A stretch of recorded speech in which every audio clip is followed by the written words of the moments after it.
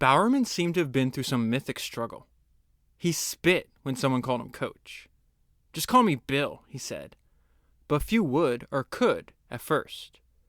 This accorded with why we were here. We were to be cultivated, refined.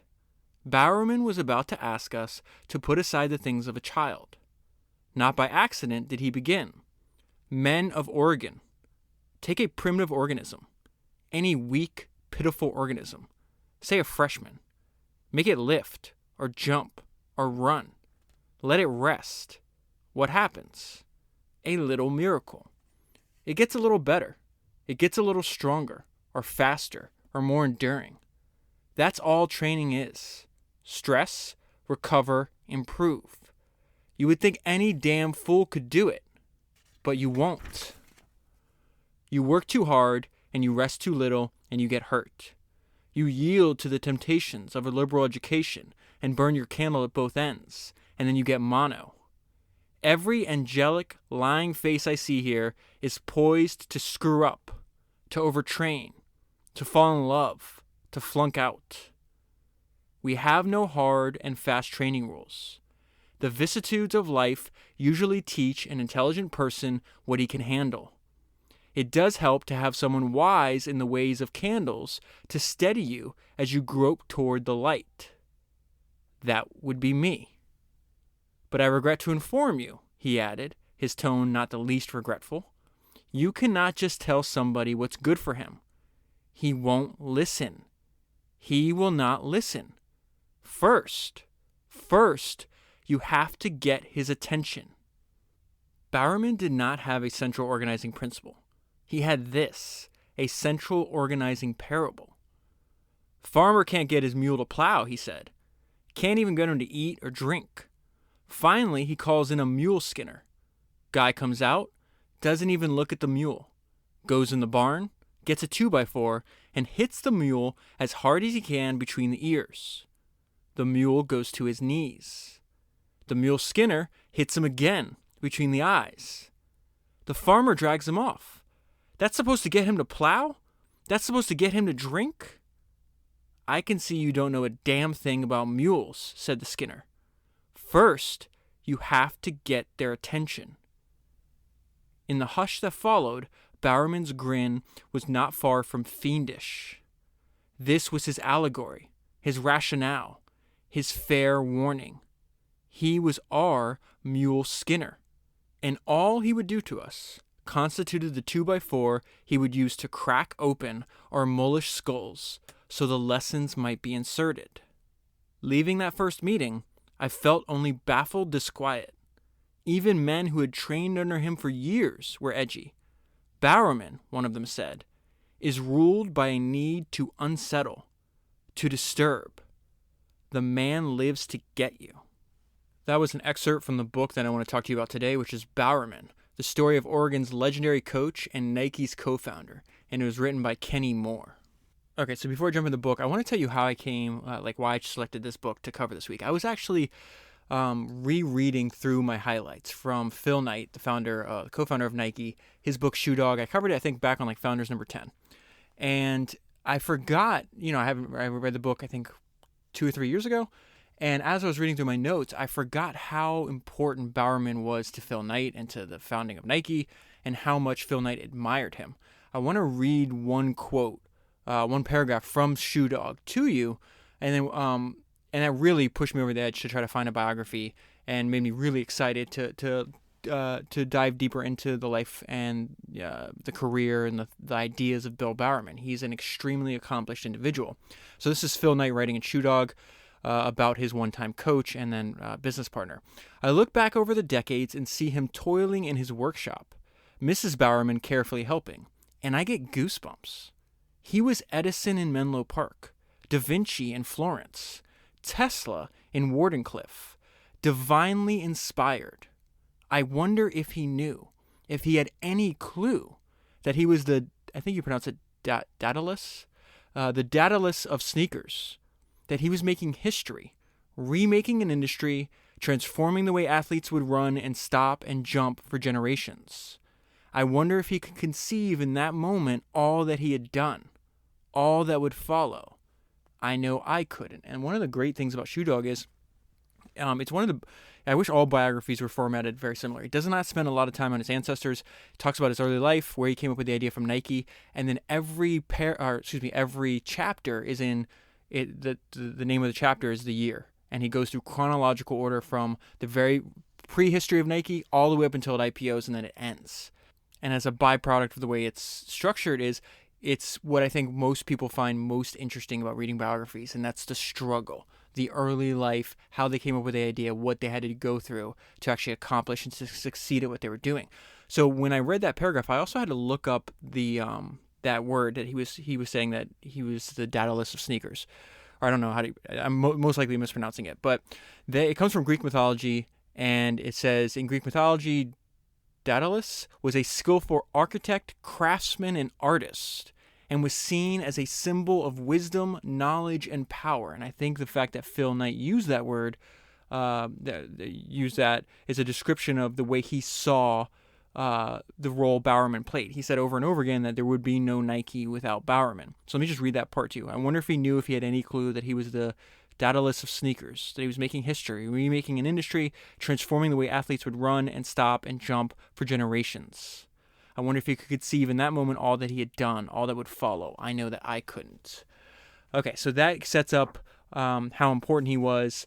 The guy lived an amazing life, and he's a really interesting person. I'm going to go ahead and jump into the book. I want to start with the author. So Kenny Moore was one of Bowerman's athletes. And so there's this great story that gives you a good sense of who Bowerman was as the person. So first there's a quote at the beginning of the chapter, and it's some guy, I don't even know who it is, but this is the quote. It says, "A guru gives us himself and then his system. A teacher gives us his subject and then ourselves." So remember that word teacher, because that's the way Bowerman thought of himself. He hated the word coach. He did not consider himself a coach. All right, so let me read this section too, and it gives you an insight into the relationship and the impact that Bowerman had on the author of this book, Kenny Moore. "In the spring of 1964, Bill Bowerman gave me his subject and stood back to see if I deserved it. Bowerman, then 53, had coached 6 sub-4-minute milers at the University of Oregon and had won the 1962 NCAA track and field championship. I was 20, just finishing my first training run after being out with the flu. He put 2 fingers on my neck, taking my pulse from my carotid artery. Easy day, he asked. Easy day, absolutely, I said. 12 miles, he said, as if he were my physician. He tilted my head back so he could look me in the eye. He was 6'2" and 200 pounds with a powerful upper body. An easy 12, I said. Are you in this simply to do mindless labor, he said, or do you want to improve? To improve. Well, you can't improve if you're always out sick or injured. I know, but Bill, that was an easy 12. He closed great calloused hands around my throat. He did not lift me off the ground, but he did relieve my feet much of their burden. That's hilarious. He brought my forehead to his. I'm going to ask you to take part in an experiment, he said, with menacing calm. For 3 weeks, you are not going to run a yard except in my sight. You will do a 3-mile jog here every morning and our regular afternoon workouts. If I or any of my spies see you trotting another step, you will never run for the University of Oregon again. Bill, are we agreed? Bill, agreed. As I was feeling faint, I submitted. And so now I'm going to skip over a couple paragraphs, but this goes into what the main insight, and Phil Knight also talks about this in Shoe Dog, was that Bowerman was not only one of the most successful track coaches that ever lived, but he was also decades ahead of putting an importance, just as much importance on your recovery as on your training and your actual days of competition. And there's a lot of metaphors in this book where Bill's talking about optimizing performance for athletes that I think are transferable to whatever it is that you do for work. So, and one of them is the idea that you can't burn yourself out. That to achieve great things, you have to be able to do those things over a long period of time. And so I would summarize, and I don't want to, summary is not the right word. I would say that Bowerman would agree in part with the statement that consistency over intensity. And this is what he's talking about here, where this guy is, where Kenny's running, he's not healed all the way. He's still a little sick. His resting heart rate's too high, and Bowerman's, what he'll prioritize is rest and recovery. Yes, just like he was giving the speech I started the podcast with. That was a speech to the beginning of he'd give that speech at the beginning of every track season, talking about, it's very simple: stress, recovery, growth. Okay, so it says, it was the easy days that were humiliating. Reporting to Bowerman morning and evening on track, having him count my laps, barely feeling warmed up before he called, 3 miles, go in. I did not suffer this gladly. So he talks about like any highly competitive, these are Phil Knight's no different, Bowerman's no different, Kenny Moore's no different. These are type A, super driven people. So this is extremely hard to realize that you may get farther by doing less. And it's not to be confused with being lazy. Bowerman didn't have a lazy bone in his body. This guy's an insane person, as you'll get to know him today. So he says, I did not suffer this gladly. We're going to see the initial reaction. This is 1960s when this is happening. This is a very common reaction that Bowerman would get, not only from athletes, but from other coaches too, until he started kicking all their asses. I did not suffer this gladly. I was tempted to do secret, defiant runs, but he had enlisted the rest of the team and half the town. Every friend was a possible traitor, and the potential cost was too great. No one who knew Bill Bowerman doubted he would back up his ultimatum. No one who knew me doubted that I desperately wanted to be an Oregon runner. Moving forward, this was very, very interesting. I guess I'll tell you right up front. Bowerman prioritized the individual. And we're going to see that a lot of his thoughts were around that you have to tailor your teaching, your coaching, the training program to the individual. There's not like a lot of, it's not very black and white. There's a lot of customization. But he talks about the people that he does not want to coach or that he does not want to teach. So he says, in theory, as a coach, he should have been as interested in motivating the lazy as mellowing the mad, but he wasn't. He regarded the most frustrating athlete as the gifted but casual, the gifted but casual as beyond any real help. So this is somebody, is very talented, got by, had such an abundance of talent, maybe was really smart, that he didn't have to work as hard. And so this is what he says. He would juggle their roommates to give them an example of ambition, but took no further steps to inspire. He never gave a pep talk. I'm sorry, I can't make them switch brains, he said, but I can't. And this is the most important sentence, and the note I left myself is just a hell of a sentence. That left him free to be absorbed by the eager. And so I would say the way Bowerman, why is that section important? Because he doesn't believe motivation is his job. Like if you're a driven individual, the motivation comes from, it's internal, it comes from within.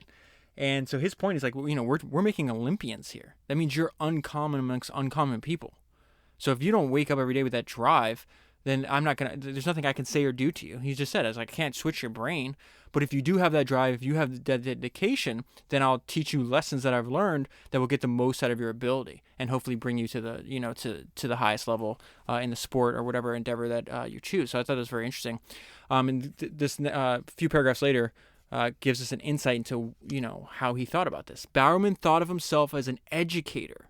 He scorned recruiting and almost never gave full scholarships. Anyone can be taught, he said. Those who don't expect a handout best of all. I'd sure rather be teaching than blowing smoke up some spoiled brat's ass. Okay, so moving forward, there's a lot of things happening on this page. The author is still giving us some background before we get into the main story. There's two things I want to point out to you here. One, I think I already mentioned this, but Bill Knight said there is no Nike without Bowerman's innovations. He designed, think about it, he had multiple decades of training some of the best runners, and that's how Nike started out. It started out as a company wanting to make the best running shoes, right? So just a little bit about that. It says, disdainful of the weight and non-existent cushioning of running shoes in the 1950s, he had taken up cobbling and made us 3-ounce spikes that lasted one race.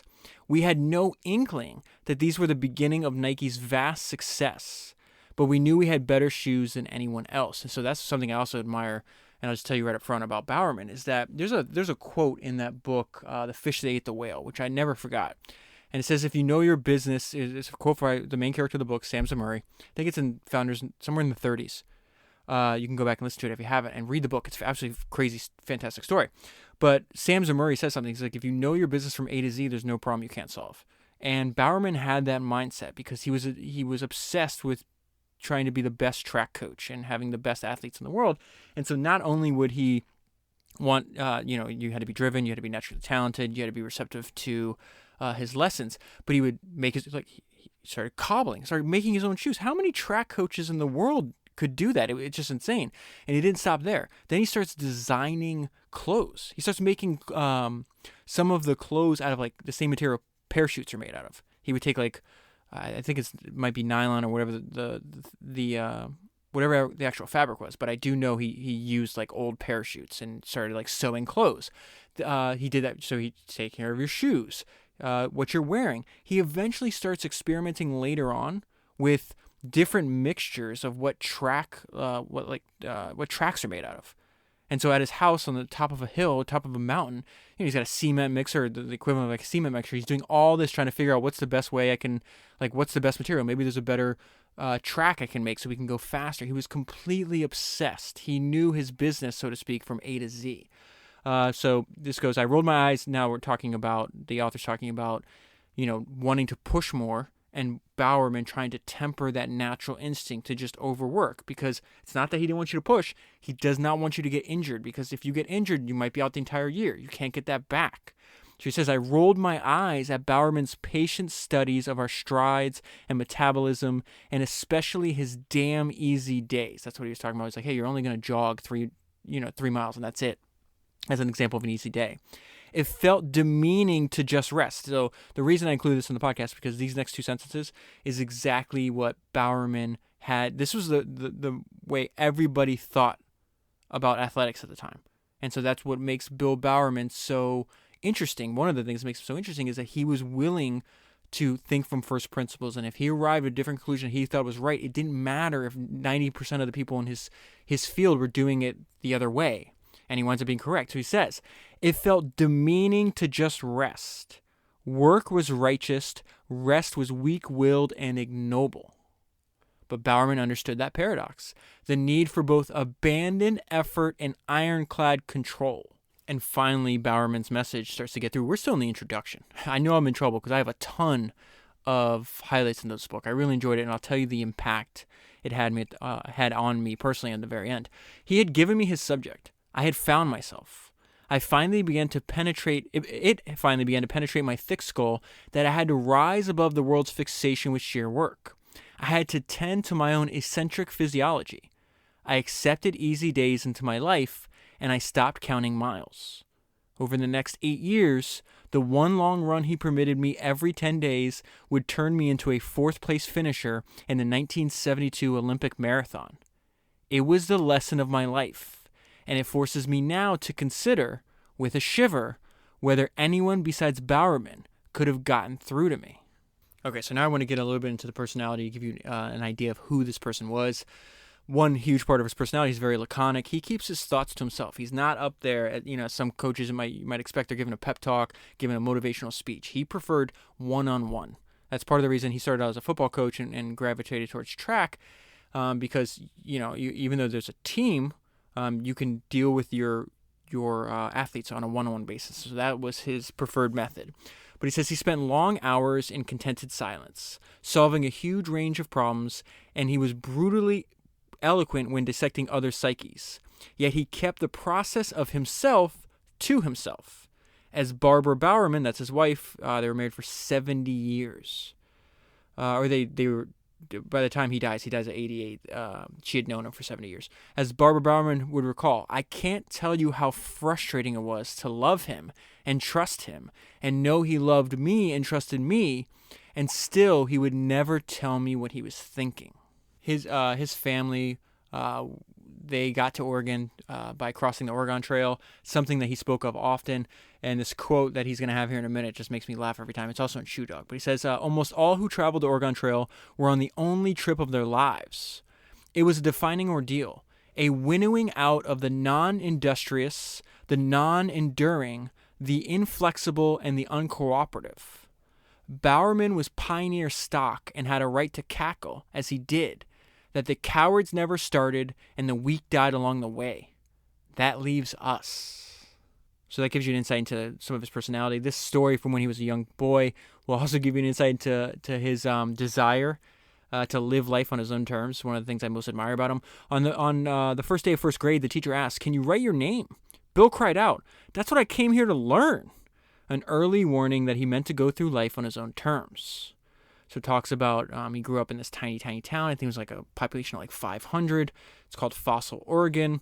And I just want to read one sentence from this. He seemed to imply that he was so fired by his own wild yearnings, so temper-torn, that obedience had been impossible. The ranch life of Fossil taught its children to close off no options, to presume nothing is impossible. In his approach to the world, he would take stock, give nothing away, circle to different vantage points, and keep an eye out for a sign of something he might exploit. That's actually a really good one-sentence summary of his approach to life. So an early Bill Bowerman was like a hellraiser. His dad dipped out, left his family for his secretary, didn't have anything to do with really raising his kids at all.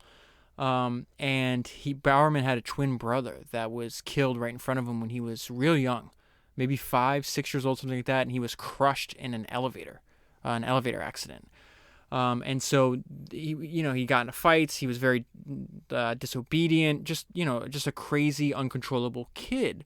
And that changed one day when he meets his mule skinner, and this person has a huge impact on the trajectory of his life. Not very different than the way Bowerman would influence the trajectory of the people that like his athletes. So he's getting in trouble. He's waiting outside of the principal's office. And it says, then, as Bowerman himself would always remember, the voice emanated from the inner sanctum. "Is that hell-raising son of a bitch still out there?"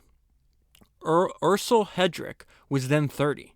He had graduated from Oregon in 1916 and been a World War I Marine, mule skinner, and artillery officer. Standing above a stack of Bill's teacher reports, he said, I think Bill at this time is 15 or 16, around that age. "This is ridiculous. You're good in band, good in journalism, so you're not stupid. You're just a hell-raising son of a bitch." "Bowerman," Hedrick went on, "here's how life is going to go for you. You'll keep up this goddamn fighting, and you'll not only be out of Medford," that's where the school he's at, "you'll be out of goddamn everywhere. He got suspended and almost expelled multiple times because he just could not stop getting fistfights. "Nobody is going to stand for this shit, and that's the way it should be. You'll fight, and I'll be rid of you. You'll fight, and everybody else will be rid of you. Fight here, fight there, die in prison or on some barroom floor. I could give a royal oozing shit. That's justice. That's just dying by your own goddamn sword." And this is where he gets his attention. Remember he starts off, he's like, "Listen, I'm only here. The first thing you have to do before I can teach you is I have to get your attention. I have to make sure you have an open mind so my lessons can actually get in." And this is what Ursel's doing for him right here. And he gets him with this sentence. "The only thing wrong with that," meaning dying in a fight in a barroom, "is that you'll dishonor a goddamn worthwhile human being." Bill's head came up. "Who?" "Elizabeth Hoover Bowerman." Bill stopped breathing. "You will bring eternal shame upon the name of your mother," Hendricks said. What should I do?" Bill finally croaked. "What do you want me to do?" "Control yourself," roared Hedrick. "Cut the crap and channel that goddamn energy. Go back to that school and be of use. Make your mother proud. Because I swear to you, Bowerman, I never want to hear your goddamn name again." And so this is the result after this talk. He began to channel. Systematically, he threw himself into his studies, sports, the band, drama, and the school paper. Hedrick's 2x4 between his eyes would be the lesson of his life. "Hedrick got my attention." That's Bill. That's a quote from Bill 50 years after this happened. That's insane. That think about how important this was in his life that you could remember it 5 decades later. Whether Bill swore to himself that he would never lose control again isn't known, but this was the beginning of the self-possession Another word to think about is discipline that Bowerman definitely has over himself, self-discipline. The beginning of the self-possession that would strike anyone who met him thereafter. Bill's turnaround was so dramatic that Hedrick would, in fact, hear his goddamn name again. But instead of hell raising and fighting, it's because he winds up being a world-famous coach. And one of the best to ever do what he did. So moving forward, I think we've seen this several times, that seeing something done the wrong way can be, sometimes you learn more from seeing something done the wrong way than you even do by seeing it done the right way. And he realizes that he's got a terrible football coach, and he's like, I want to be the opposite of this guy. And that leads him to finding what I would say like his blueprint, the person that he follows. So he says, Bill at once grasped the nature of his head coach. Doc Spears was dictatorial, abrasively vocal, and resembled a bloodthirsty infantry commander. The varsity had a good team almost in spite of him, Bowerman would recall. He was cruel, and he was a windbag. He has, to this day, he says, Bowerman has an intense dislike of blowhards. The man's bellowing insistence on being called coach turned Bill against the word forever. So that gives you an insight into why he refused to want to be called coach. So he winds up meeting so that's the football coach. He winds up meeting a track coach. And it's this guy named Bill Hayward who winds up becoming Bowerman's blueprint. And so it says, they start talking, and he says, but I hear people call you Colonel, said Bill Bowerman. Well, just call me Bill. Remember, that's how he started out, how he started giving the speech to the track team at the beginning of the year. Don't call me coach, just call me Bill. Just call me Bill, said Oregon's head athletic trainer and track coach, 62-year-old Bill Hayward. Hayward had invented state-of-the-art splints, casts, straps, pads, slings, and braces to keep injured bodies in the lineup and allow them some movement and protection while they healed. The devices fascinated Bowerman, and the note I left myself on the page, and the reason I'm including that here is because that's exactly, Bowerman does the same thing at Nike. He's making things to go faster, but he also does it for protection to make sure you don't get injured. Very much so, he copied a lot of Hayward's ideas. In fact, when they want to later on in life, they want to induct Bowerman into the track and field Hall of Fame. And he refused. He says, I'm not going in until you induct Hayward in first. So it gives you an idea of the level of respect and the love that he had for his coach. And so I'm going to read you some description of Hayward, but essentially I'm doing so you learn about Bowerman, because he copied this to the T. Hayward declared his personal life off limits. We dilute the word and usually demean the subject when we call someone a character, but Hayward's eccentricity invited it, and he didn't seem to mind. Remember, everything I'm reading to you applies to Bowerman. Hayward wasn't especially fatherly towards his charges, towards his athletes, and treated each one differently. Characteristics Bill Bowerman would emulate. Hayward also preceded Bowerman in being a practical joker. And so they start spending a great deal of time together. As they're spending time together, Hayward's just telling him, essentially he's filling him in on the history of the sport. He says, listening to these litanies of the great, it dawned on Bill that Hayward had enabled, witnessed, or photographed about 2/3 of Olympic track and field history. There was no more experienced village elder if the village was the Olympic ones. This is something that Bowerman wanted to aspire to. Because of what he taught me, Bowerman would say, I went from one of the slowest players on the team to the second fastest. Bill was grateful to have a guide to good form in his career as well as his stride. But he also came to revere Hayward because he was logical. It is not just a condensation of hindsight to say that sports in the 1930s was a mishmash of ignorance. Talks about different coaches put arbitrary authority ahead of common sense. Hayward, by contrast, looked for the underlying reasons. This is really going to hone in on the way Bowerman approached his craft. Again, I would say he tried to think of things from first principles. He was not willing to just accept the dogma of his sport of his day.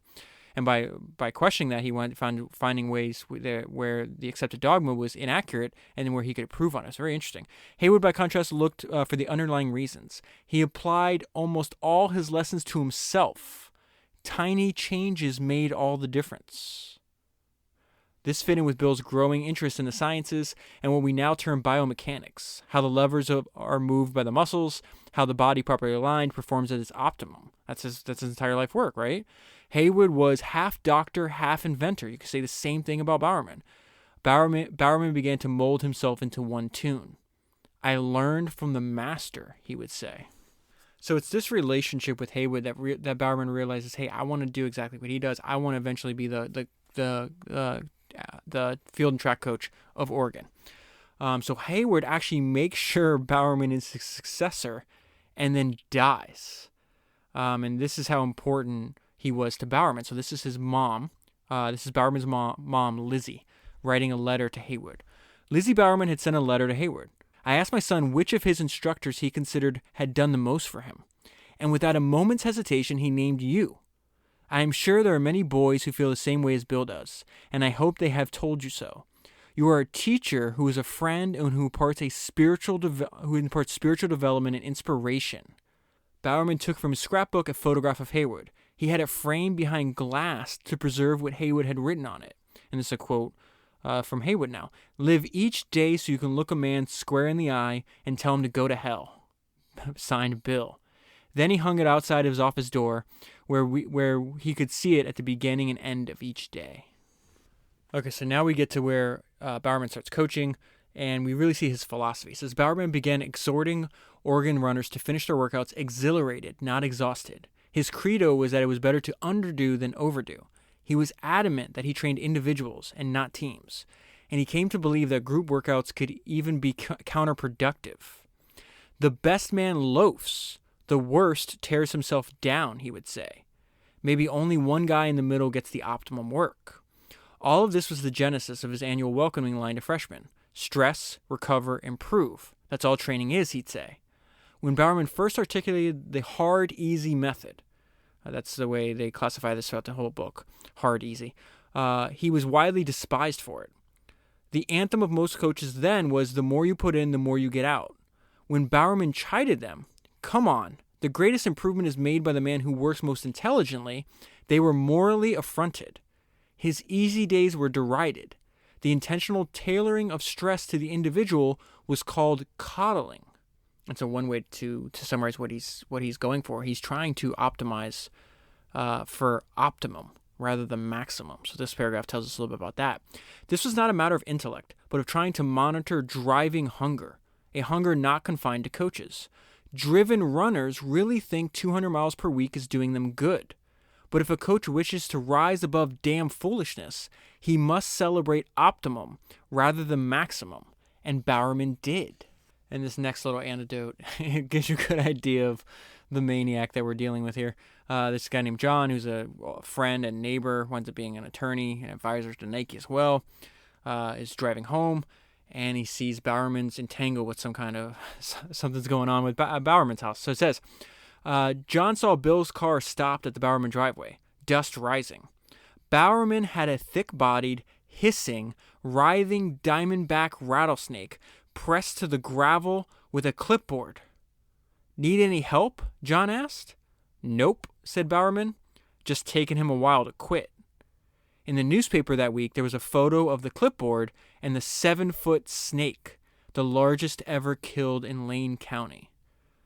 Bowerman killed the 7-foot rattlesnake with a clipboard. And this is a description of the relationship Bowerman had with his athletes, which I thought was very interesting. We were not his kids. We were, in that phrase he took from medicine, in his care. And the necessary distance of a doctor was part of that. He didn't love us as sons. He cared for us as patients, administering to our needs. He could issue edicts and hammer us when we needed it. And it's funny because even though Phil Knight is technically his boss, he talks about in his autobiography. He's like, I'm terrified of the guy. I was scared of him, but I also at the same time loved him and had a deep desire for him to approve of me, and to basically say, hey, I'm doing a good job. He said outside of his father, Bill Bowerman and his father were the two male influences in his life that he craved the word's not appreciation. What's the word I'm looking for? Their acceptance and admiration is maybe a way to put that. All right, so now we get to the part in the story where he's starting to make shoes. And he starts making shoes way before Nike. And he does it again because he thinks it's the best way to accomplish his goal, which is, he's trying to make his athletes the best athletes in the world. So it says, he found himself in the campus shoe shop. I don't want to demean your artistry, Bowerman said, but how hard is it to make a pair of shoes? I mean, really? You cannot make your own shoes, erupted the repairman. Trust me, you cannot make shoes without a factory. Let us stipulate that you are absolutely right. Of course I can't make shoes. But if you were going to make a shoe and you had the right equipment, how would you go about it? Bowerman said later it was wonderful to watch the repairman morph into a grouchy professor of cobbling science 101. His workshop at home began to resemble the cobbler shop, and so this is where we get into like one of the main tenets of Bowerman's philosophy, and that's the speed. To go the lighter you are, the faster you will go. And I think this is a metaphor that can be applied to a lot of things. I'm sure there's things in our lives that we're doing that we actually don't need to, that are actually weighing us down. Let's rid ourselves of that. Let's go faster. He says, I wanted the shoes as light as if I drove nails through your bare feet, he would recall with some relish. He obsessed about weight for a simple mathematical reason. If a miler has an average 2-yard stride, he takes 880 steps in his race. Save an ounce from his shoe, and you save him 880 ounces. That's 55 pounds of hard labor. At the time, American shoes weighed from 7 to 10 ounces, so that's another reason why Nike was so successful, because I covered the founder of Adidas. I think the book's called like Sneaker Wars. I don't remember which founders it is, but his name is Adi Dassler. Dude was a straight-up genius. I think he has like 700 and something patents, if I remember correctly, just on the innovations he did for shoes. So Adidas is like, the Rolls Royce of shoes. But they're expensive and they're a little heavier than Bill thinks they need to be. American shoes are crap. They're really heavy. They're cheap, but they fall apart. They're just useless. So Bowerman's like, okay, Adidas's are expensive and hard to get my hands on, and American shoes suck. So that's why I need to make my own. Phil Knight is going to take that one step further with his thesis about that he wrote at Stanford Business School, where he's like, hey, the same way the Japanese were able to take market share away from the Germans in electronics and cameras, they could probably do the same thing in athletic shoes. That was the thesis in which he built Nike on, which wound up being correct. So let me go back to where we're at here. So he's saying the first Oregon runner for whom he made a pair of spikes was Phil Knight in 1958. I skipped over something. Let me go back. At the time, American shoes weighed from 7 to 10 ounces, half a pound on average. Even the lightest Adidas weighed 5 ounces. I beat that by 2 ounces pretty quick, Bill would crow. And before I get into where Nike came from, because this is a really interesting quote here from Phil Knight, something I think is also really important to know is that, let me read the sentence to you. It's really Bill was focused on small improvements over time. So he's talking about that in running, but think about that when he's designing products, because that's what he's doing. He's making a product. He's just making it by hand. Bill's designs grew organically over time. Breakthroughs were brilliant but rare. So he's just doing small improvements. He'd make custom shoes, and then, he's in a unique position of being able to test out his prototype because he's your track coach and you're wearing his shoes, and you realize, okay, well, that's too light, or that's too heavy, or that makes you overpronate, or that doesn't give you enough support, that causes injuries. And so he's constantly going back and just through trial and error over and over again, making the best shoes, what's wind up being the best track shoes in the world. Now, this is where Phil Knight talks about where Nike came from. And I have not heard this anywhere else. I thought this was very fascinating. As a freshman, he would say 4 decades later, I had to make one hell of an adjustment. Phil Knight was a crazy good runner. I think he was like the second best runner in his state, something like that. Like really good when he came to Oregon. So he says, as a freshman, I had to make one hell of an adjustment. I had to go from being a good high school competitor to a locker room with 3 Olympians. If you were to ask where Nike came from, I would say it came from a kid who had that world-class shock administered at age 17 by Bill Bowerman. Not simply the shock, but the way to respond. He attached such honor to not giving up, to doing my utmost. So think about that sentence. He attached such honor to not giving up, to doing my utmost. Read Shoe Dog. It is insane what Phil Knight had to go through to make sure that Nike survived, like almost every other book that we read, right? It's not like, oh, I have this great idea and now I'm a Fortune 500 company and I'm a billionaire. No, that doesn't happen.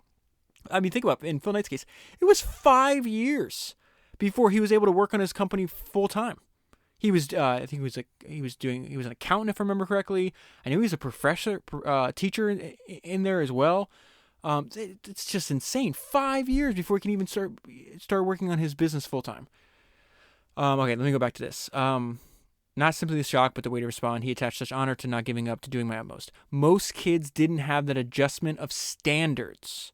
That introduction to true reality continues on the next page. Knight graduated from Oregon in 1959, masking his relentlessness with his quiet demeanor. If you read True Dog, I think everybody's going to agree, Phil Knight is relentless. Same way he was a relentless runner, he applied that to, again, that's why I think there's so many metaphors between this. Between athletics and whatever, craft or work or whatever you want to call it. Masking his relentlessness with his quiet demeanor. He would not rest until he competed to the ultimate level in something. And that was his, I had forgotten that his goal was, I'm going to overtake Adidas. It's like starting, I'm trying to put in, like, what would that be comparable today? Like saying right now, hey, I'm going to start a company that makes phones better than Apple. Like, that's how far ahead. Adidas was the benchmark. It was the largest company. It was the best company. It had the best shoes. And Phil Knight's like, yeah, I'm going to run them down. I'm going to beat them. And he did. Now, another thing I admire about Bowerman, he spent a lot of time in solitude, came up with a lot of his ideas, but he also was relentless in learning the best of what other people have figured out. Reminds me of Sam Walton. You know, Sam Walton would constantly go to all different retail stores and take all their good ideas. Bowerman does the same thing. So he meets this coach in New Zealand. And he says, I thought a cross-country race was going on, Bowerman would recall. But there were men, women, children, all ages, all sizes. This guy's name is Lydiard. Lydiard had told me that he'd begun the Auckland Joggers Club about a year earlier. We found that the best thing for my champions was also the best thing for everyone else. A great long Sunday run.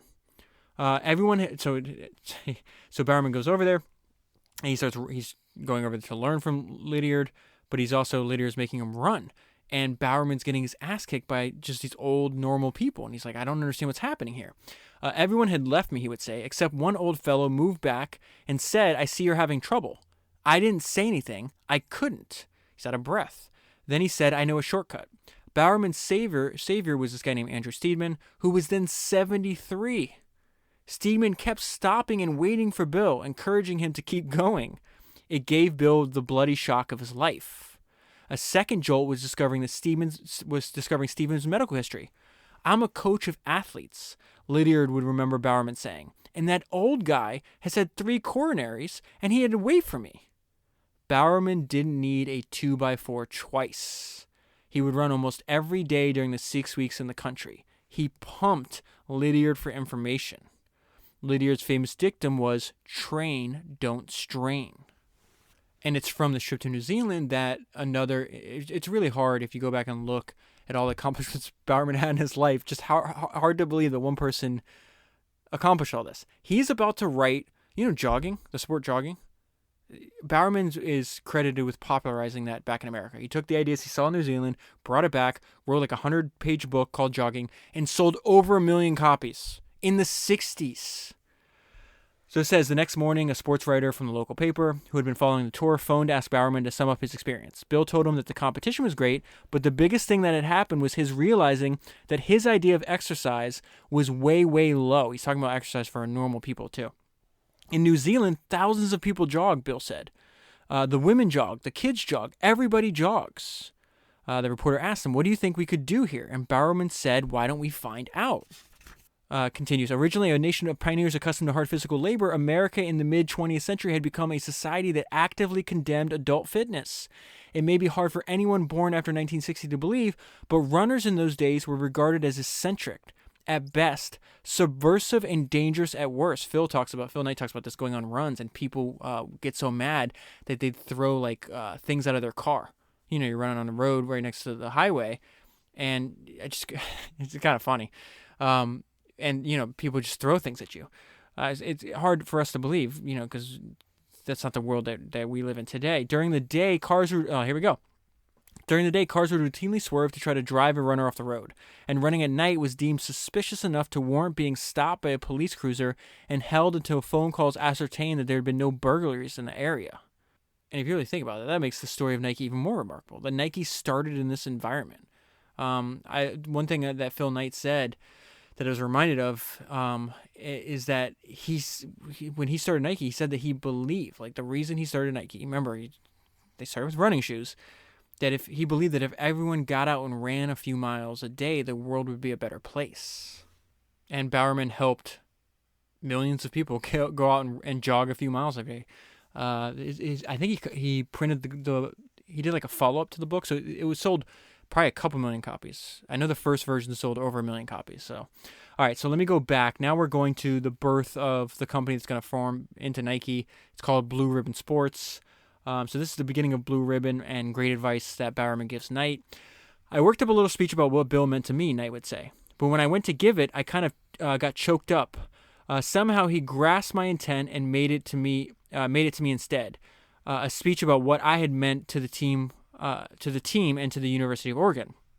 Then Bowerman delivered the final line: "Never underestimate yourself." Knight would deem that moment my true commencement ceremony. Being Bill Bowerman's guinea pig, Knight would say, I had naturally absorbed why Bill had to make our shoes.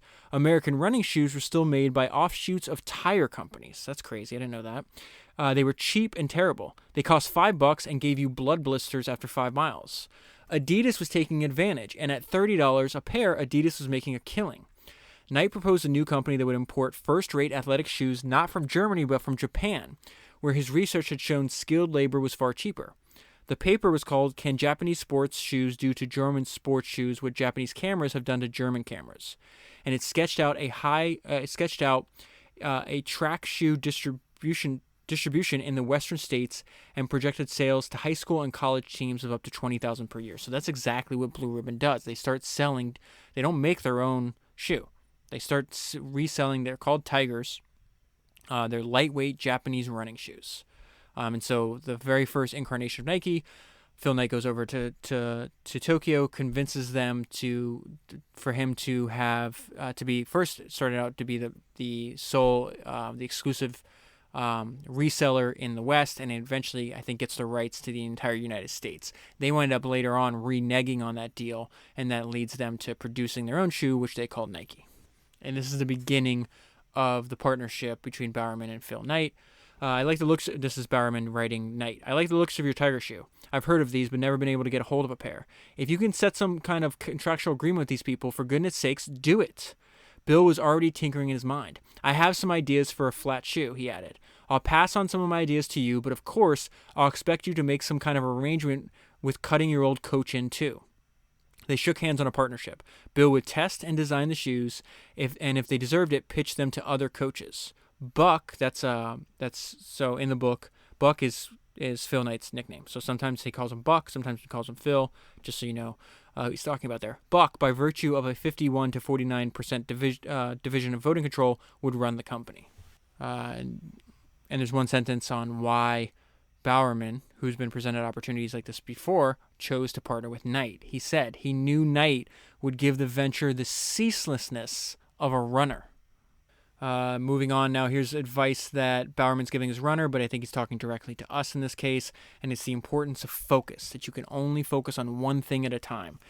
The athlete's talking about, we'd spend an hour in the old indoor arena mastering one element at a time. And now here's the quote from Bowerman.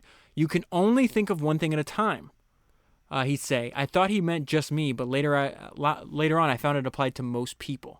So again, he's not going to try to, I'm meeting with you one-on-one, that's his coaching style. I'm not going to try to tackle half a dozen things I know you need to prove. We're going to do one at a time. And then once you have that mastered, I'm going to move on to the next thing. There's also a story in the book where the author could have been an early investor in Nike. And so I'm going to read that to you, but he turns it down. And, that's a very expensive mistake, but it really illustrates how tentative the early days of Nike were. The author had won some kind of scholarship and some grant, so he got an extra $2,000. He says, I whooped about this to Bowerman. It being the first time in my life the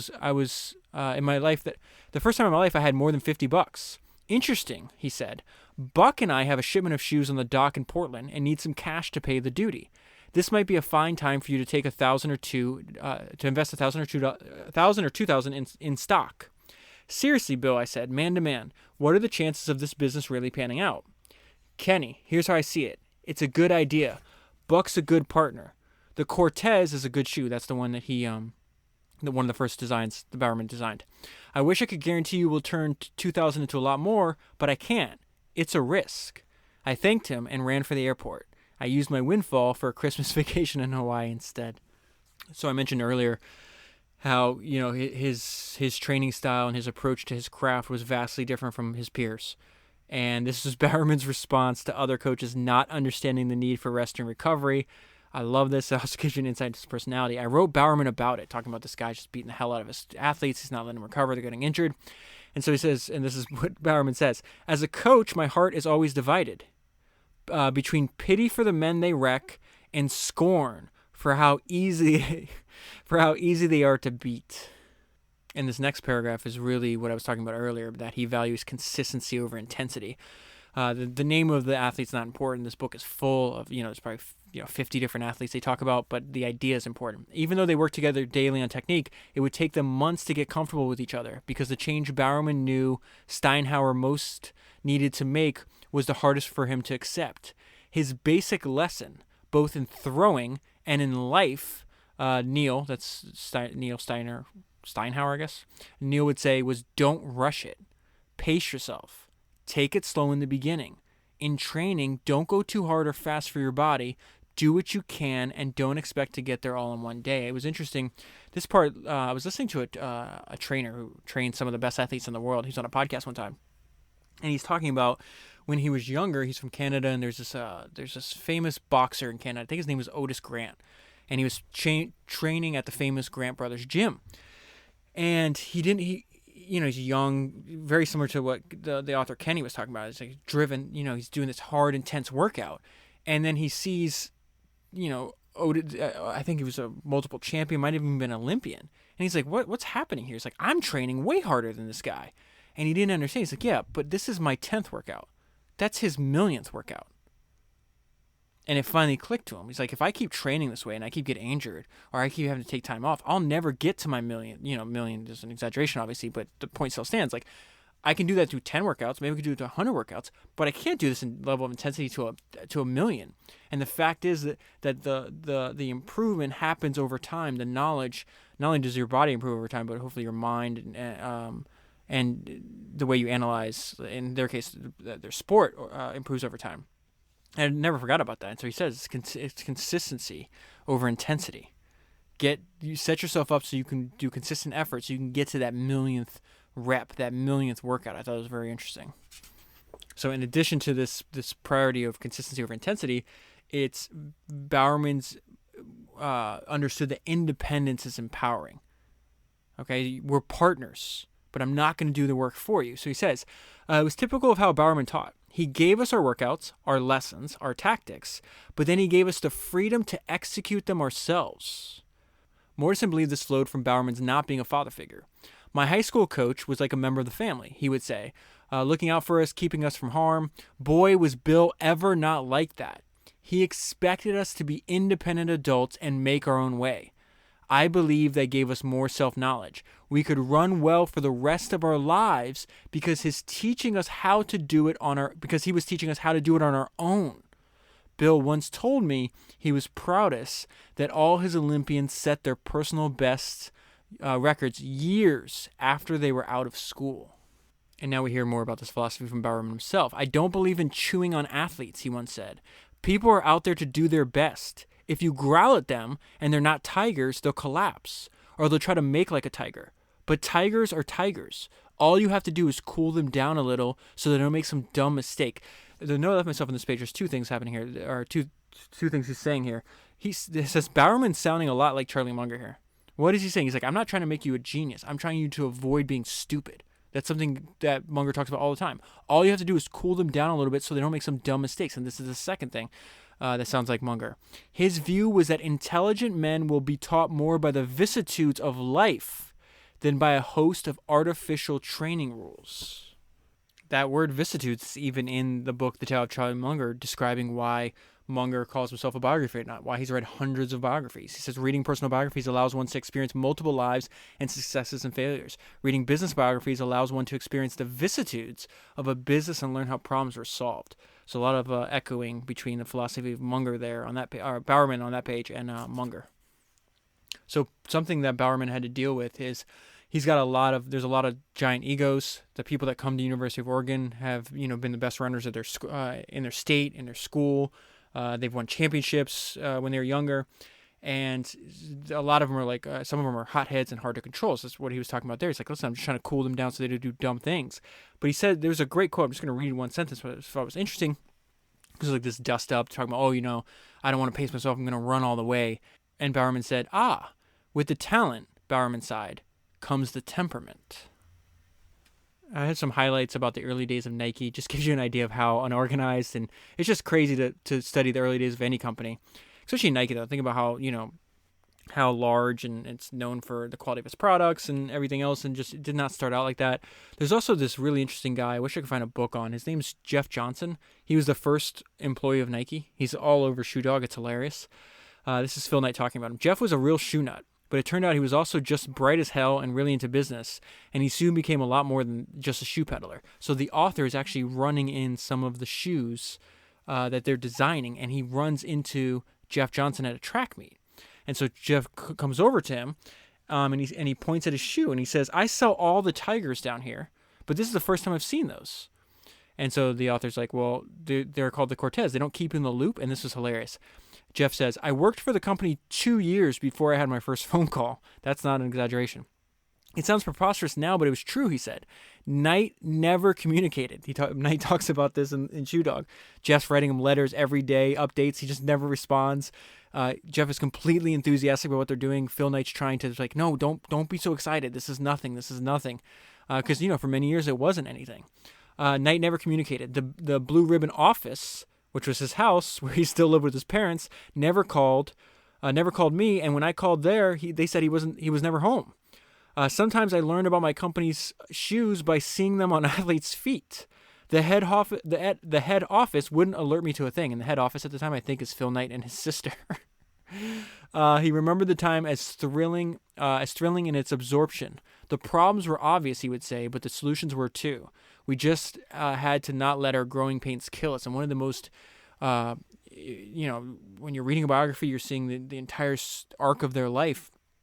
And as such, you feel you get to know these people, you become emotionally invested in their lives.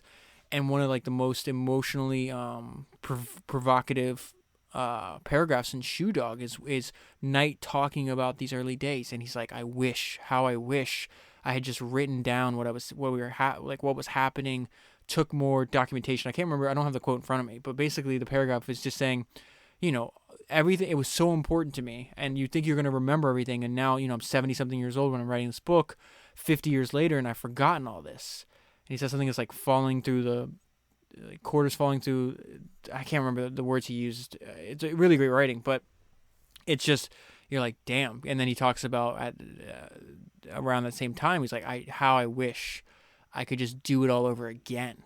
And it just really hits you because, at that point you've read through multiple years of struggle, and you just realize how much of his life and how much effort he put into what he was doing. It's very, very admirable. Going back to this, though, the first office Knight opened up was in a narrow storefront next to Pink Bucket Tavern, if I'm not mistaken. They didn't have AC. The windows were broken, so it was like freezing cold in there. Knight's early hires were friends and family members who had no background in the task of importing and warehousing. Inventory counts rarely matched. Business expenses were put on personal credit cards. Sales were limited to by how many shoes we had, Knight would recall, and shoes were limited by how much dollars we had to order them. He says he and Penny, that's his wife, married in 1968. I was still teaching accounting, but the next year I told Penny if we sell $300,000 worth of product, I'm going to go full time. She was pregnant and a little anxious. We hit $290,000, and I said that's close enough. In the fall of 1969, this is wild. This is insane. I don't remember this from Shoe Dog. Check this out. In the fall of 1969, Knight had at last become a full-time employee of his 5-year-old company. There were some nervous moments, Knight would remember. Every time I brought a fresh letter of credit home and it said, Mr. and Mrs. Knight guarantee liabilities to the tune of $300,000, Penny would say, we don't have $300,000. And I'd say, I don't care, just sign the thing. And so the book goes into more detail about the early days of Nike, them getting screwed over by their their distributor, the people that were reselling shoes. So they did something smart, and Bowerman played a huge role in here too. It's like, okay, I'm going to resell your Tigers, but these guys are getting a little shady. It looks like they're gonna cancel the contract, and if they cancel the contract, all the users into the company, like, we don't own the trademark, we don't own the shoes, we're screwed. So they start in parallel developing what eventually becomes Nike. They didn't have a name at they named it like at the very deadline when the shoe boxes had to be printed. They came up with the name Nike. And it was actually Jeff Johnson who came up with that name. Phil Knight wanted to call Nike Dimension 6, which everybody's like, that's a terrible name. We're not calling it that. But anyways, during this time, Phil has to give a speech to the small group of employees right on the cusp of renaming the company Nike, saying, that essentially everything we've built up over the past few years, so we're going to go into a lawsuit over this, but we basically cannot resell Tigers anymore. We've got to go down our own path. And, it's do or die. If we succeed, the company, we'll all have jobs and we'll move forward. If we don't, we're going to fail and we're out of business. But the reason I bring that up to you is because I loved Phil Knight's perspective. And we talked about this last week, and I feel I talked about a bunch of other books, but where Phil and Catherine was talking about, oh my God, can you believe that we had the bad luck of living at the same time that Hitler did, just one of history's worst human beings, but they don't have Phil Graham changed their perspective. He's like, yeah, that sucks, but we don't have control. We didn't make Hitler. We have no control over what he's doing. But he's like, why don't we look at it from a different perspective? And he said essentially like, yeah, okay, it sucks that we're alive during Hitler, but look at it from the positive perspective. It's like we get to fight and beat and eventually kill the biggest son of a bitch in history, I think is the quote he said. Well, Phil Knight is saying the same thing to Jeff Johnson here. He's like, yeah, it's scary, but we got him right where we want him. So he says, but Knight had a little longer to assess the situation. He amazed Johnson when he said in all earnestness, Jeff, we have them right where we want them. Onitsuka, which I don't think that's the right way to pronounce that, is too slow to react to product development ideas we give them. They never ship what we order, and they'll probably yank the distribution at the end of the contract in 1972 anyway. What we need is a brand we can control because we have everything else, the shoes and the top runners. This is the best thing that could ever happen to us, and I love that. You got a problem? That's fine. Let's just look at it from a different perspective. Let's flip a problem into opportunity. It's fantastic by Phil Knight there. So Bowerman's role in the company, he has his own lab. It's in Eugene, Oregon. But a lot of the manufacturing is taking place across the country in, I think, New Jersey. And that Jeff Johnson guy is now moved from the West Coast over. Phil Knight sent him over to Jersey to run everything. And him and Bowerman keep having these dust-ups and disagreements. Bowerman's, as you can imagine, it's a very hard person to get along with. Especially when he's, a generation or two older. So eventually Johnson realizes there's the story I'm about to tell you is what leads them to repair their relationship, because Johnson realized how much Bowerman cares. And that's what Bowerman, Phil Knight's like, we have to focus on making money, because if we make money, then the company survives. And Bowerman's like, yes, that's fine, but I'm only going to do so if we have the very best shoes. He tried to resign from Nike, I think, like 30 different times. That's not an exaggeration. Like, he kept, anytime something would go, he's like, that's it, I'm leaving. And Buck and Phil Knight would have to come back and talk him back into, like, no, we need you. We got to keep him happy. It was just hilarious. But this is Bowerman and Johnson real quick. One morning at 6:30 in the morning, the phone rang. It was Bowerman, calmly asking about some unremembered aspect of the shoes they were planning. Johnson, realizing it was 3 hours earlier in Oregon, thought, God damn, this man is serious about shoes. They got along better after that. Bowerman came to appreciate that Johnson was far from just a shoe dog. Johnson most appreciated Bowerman for his indifference to those who opposed him on the worth of his hard, easy approach. Bill simply asked, "Who are you going to believe?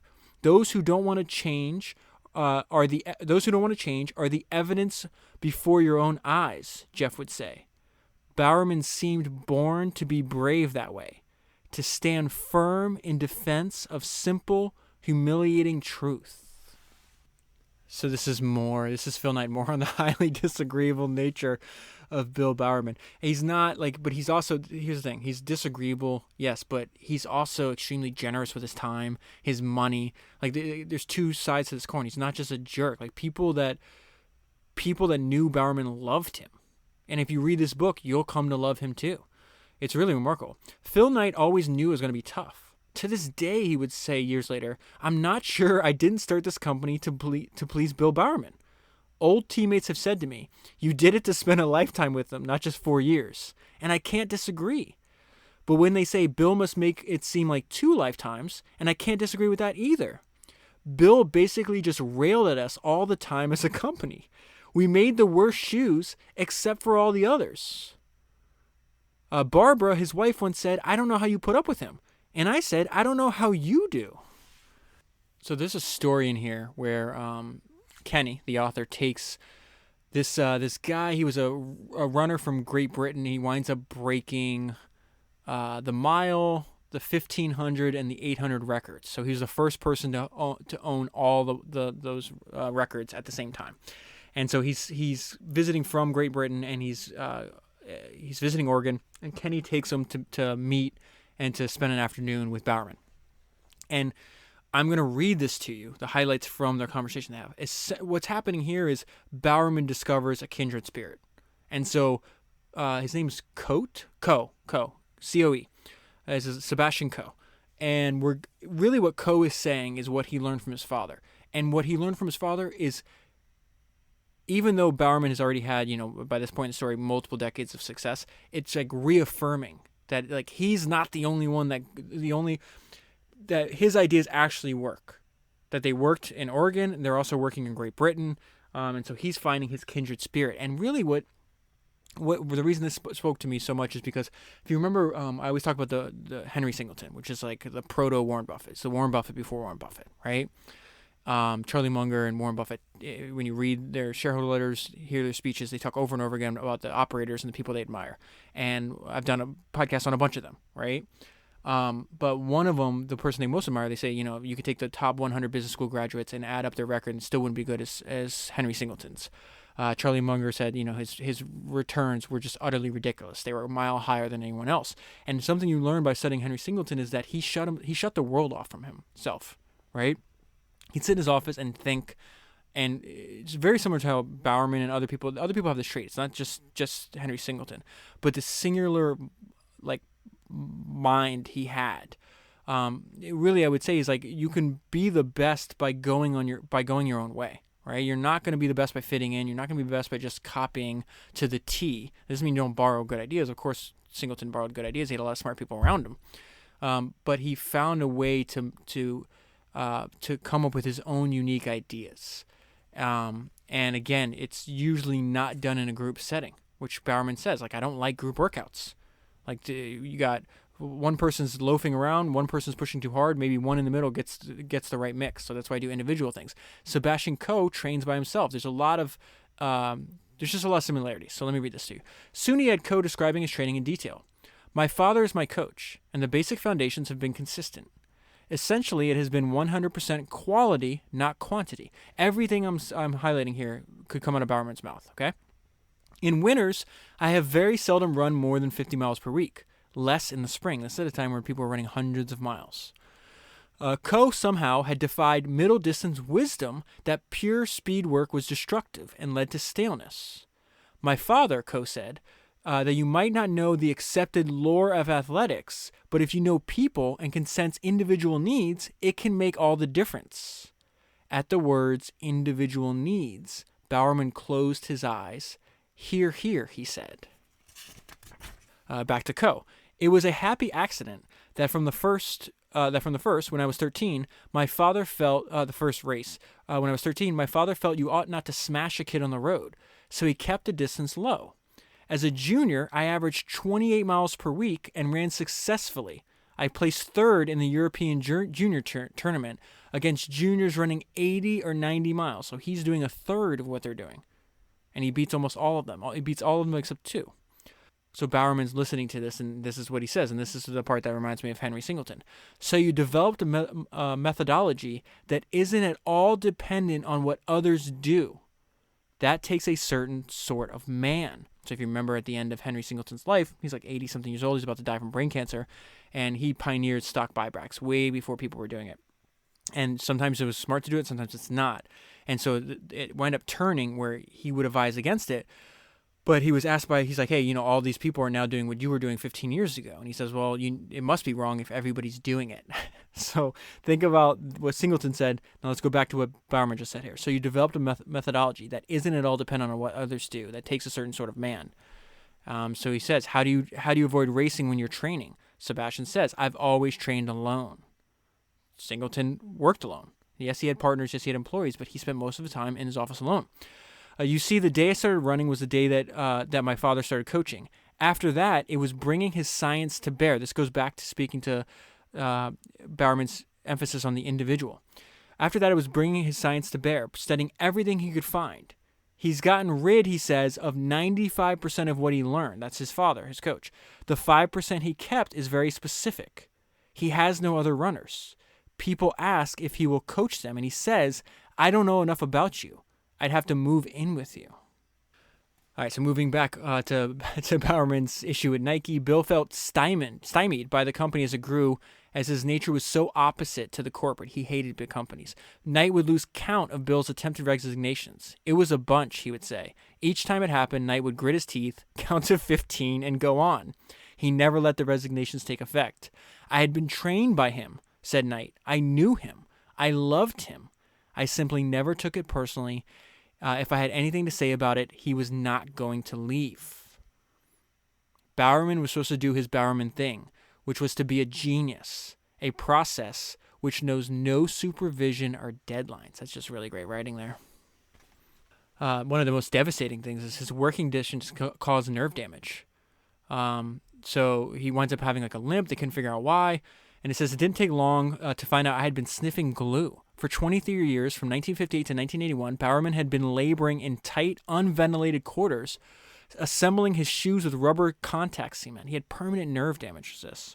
From then on, he would walk with a pronounced drop foot, which caused a limp. I mean, this last sentence here is just a great summary of, again, good writing. It was hard to see this without thinking of the price Bill had paid. Bowerman, giver of soft, light shoes to the runners of the world, had in the process rendered himself unable to run in them.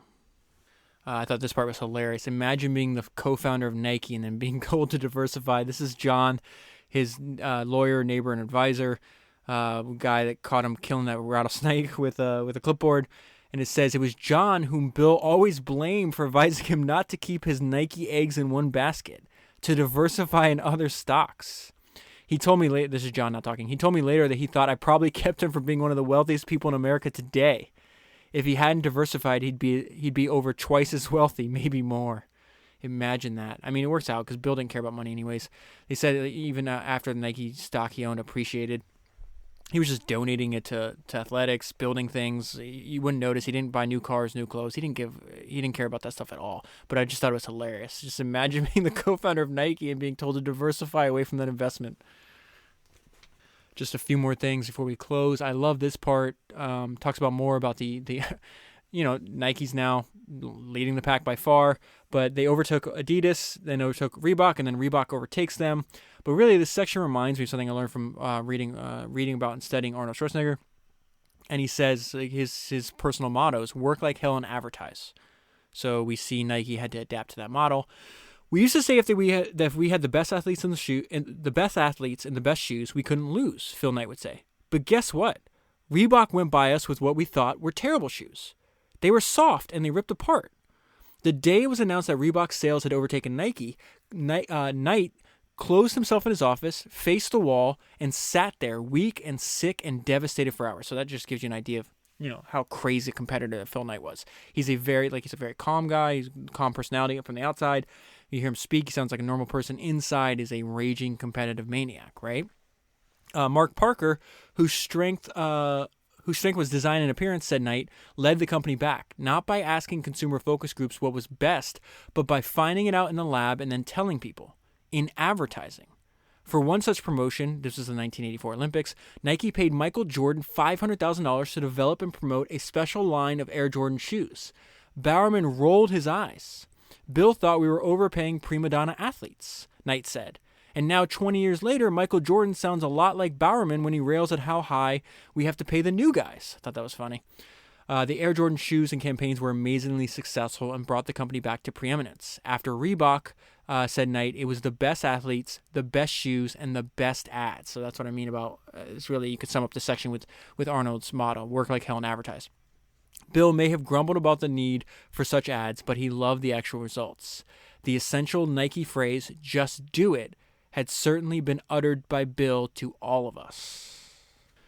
And I'll close on this. In June 1999, Bowerman stepped down as a member of the Nike board of directors.